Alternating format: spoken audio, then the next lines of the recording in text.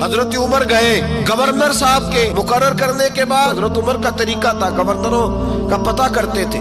آپ کا طریقہ یہ تھا کہ جس علاقے کا گورنر ہوتا ہے اس کی جامع مسجد میں سب لوگوں کو جمع کر، اور پھر گورنر کو بھی بلاتے تو کہتے کوئی شکایت ہے گورنر کی تو بتاؤ۔ مسجد میں جمع کیا، لوگ اکٹھے ہو گئے۔ حضرت فاروق اعظم رضی اللہ تعالیٰ عنہ نے فرمایا گورنر کی کوئی شکایت ہے تو بتاؤ۔ تو صوبے کے لوگ کہنے لگے 4 شکایتیں ہیں گورنر صاحب کی۔ کون سی؟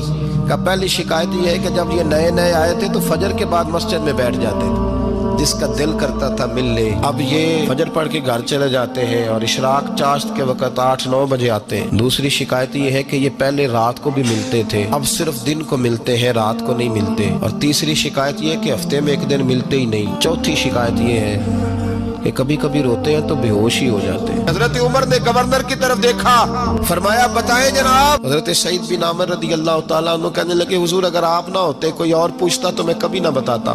حضور میری مجبوری یہ ہے کہ میری بیوی بیمار ہو گئی ہے، میں غریب آدمی ہوں، نوکر نہیں رکھ سکتا۔ میں سویرے اٹھ کے اپنے گھر میں جھاڑو دیتا ہوں، برتن دھوتا ہوں، آٹا گوندتا ہوں، روٹی پکاتا ہوں اور اپنی باوفا بیوی کے منہ میں لقمے ڈالتا ہوں۔ حضور وہ پخانہ پیشاب کرتی ہے تو وہ بھی میں صاف کرتا ہوں، وہ میری ذمہ داری جو ہوئی تو ذرا دیر ہو جاتی ہے۔ بس پہلے سوال کا جواب آیا تو لوگ کہتے ہیں ہمارے جسم کے رونگٹے کھڑے ہو گئے۔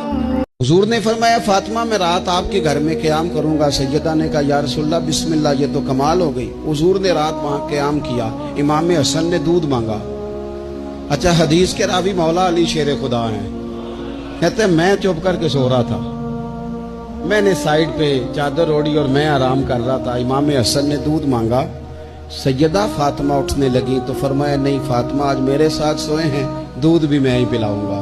حضور اٹھے، بکری کا دودھ دھویا، پھر اسے برتن میں ڈالا۔ ابھی حضور امام حسن کو دینے لگے تھے کہ امام حسین نے بھی مانگ لیا۔